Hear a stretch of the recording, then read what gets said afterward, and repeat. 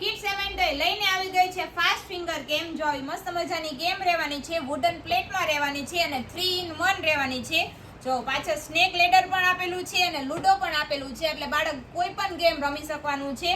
આ ફેમિલી સાથે પણ રમી શકવાનું છે અને ફ્રેન્ડ સાથે પણ રમી શકવાનું છે. આની સાથે જો આવી સરસ મજાની કુકરીઓ આપવામાં આવે છે, લૂડોની પણ કુકરીઓ આપવામાં આવે છે. ચાલો આપણે સ્ટાર્ટ કરીએ રમવાનું.